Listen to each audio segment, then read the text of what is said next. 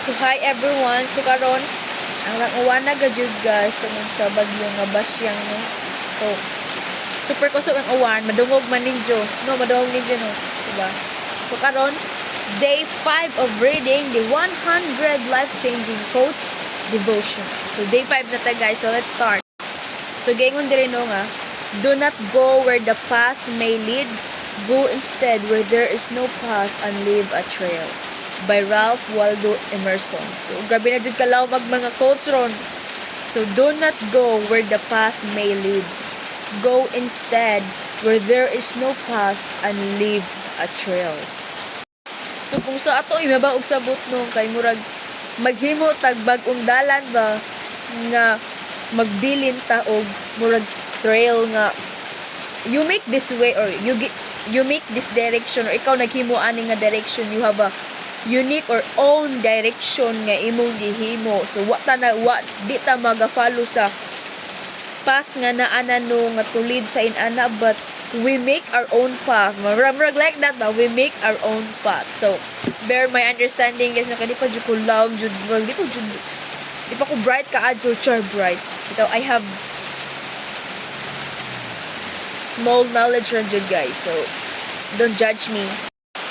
So no mo to no nga, we make our own path tibalay. Do not go where the path may lead, go instead where there is no path and leave a trail. So mura kibalig ikaw ang naghimo og direksyon nga ikaw nagbilin og mga pamatugan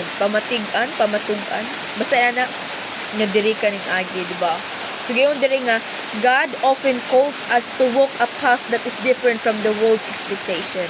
Yeah, bago dyan na realidad nga ang Ginoo dili siya ginahan nga diri ka paagion nga aware kay anang agagianan ba, di ginahan ang Ginoo nga diha ka paagion nga kanang nakay knowing nga kana agagianan ba, dili yun ang Ginoo murag na twist ba na i-twist basta kuan ka nidya kung naka nidya kay bisag dapat diri ka kanang kibaw ka nga safe ni nindot ni ila ka ani ilado ka ani, but idiri jud ka sa pikas ka ng stranger jud ka ba kanang you have no knowledge about that thing or kana nga path or agianan or padulngam.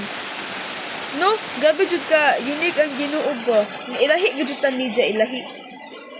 Then in trusting Him, we may find ourselves blazing new trails. So in trusting Him, so pagtuo nato sa pagtuo nato niya, makakita ta sa ato kagalingon nga naritay gihimo nga trail, di ba? Nganong naiusahay ang mga tawo mabantayan nila nga nagbag-o ka or mailhan sa tawo nga kuan nga there are changes in your life, di ba?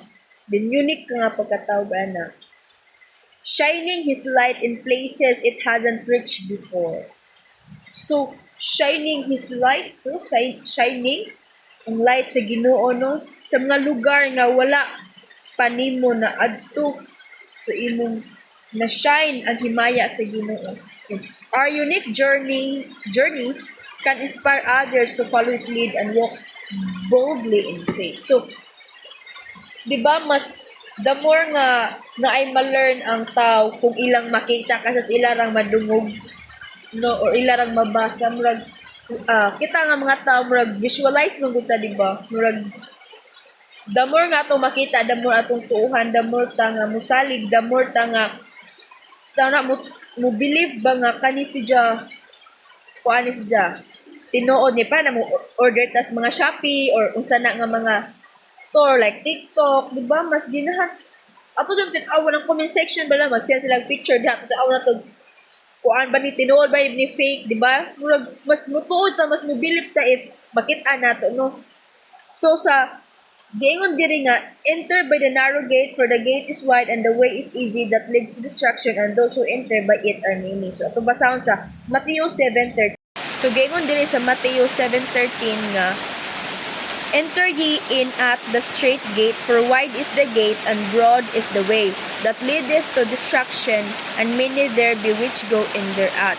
Sa Bisaya pa, sumulod kamo agi sa pultahan nga masigpit, kay dako ang pultahan ug sangkad ang dalan nga padulong sa kapilbihan, ug daghan ang nagasulod agi niini. So ang giingon no, hala ning Bisayon nga Mo enter daw ta sa narrow nga gate, so it means gamay nga giana no. Kay kana nga gate, for the gate is wide and the way is easy to leads.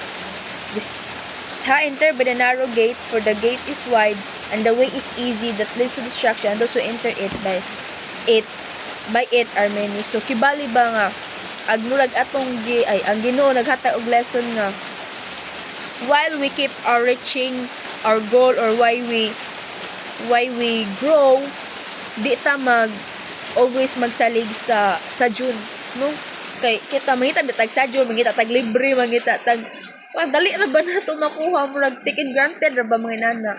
So ang Ginoo dili siya ana, bas gusto niya nga i-challenge ta aron mo grow ta, i-challenge ta aron magdaghan tang ma-learn inaagi ana nga journey. Di ba murag mas more challenging ang kinabuhi if dili ta magsalig, dili ta mangita og sadyon mga inana ba.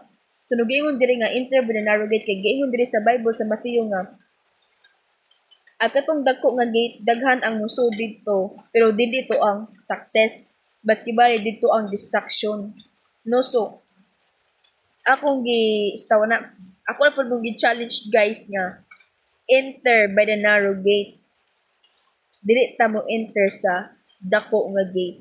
Kay kung katong dako nga gate na diha ang distraction, kung ma-feel di nato nga easy ra atong kinabuhi, it means delikado na imong kinabuhi. Kung feel na to murag wala kita problema ron, delikado na imong kinabuhi, it means wa kay Ginoo sa imong kinabuhi. Kaya tinuod nga lagad sa Ginoo, iyang tagaan og challenges para makita sa Ginoo nga unsa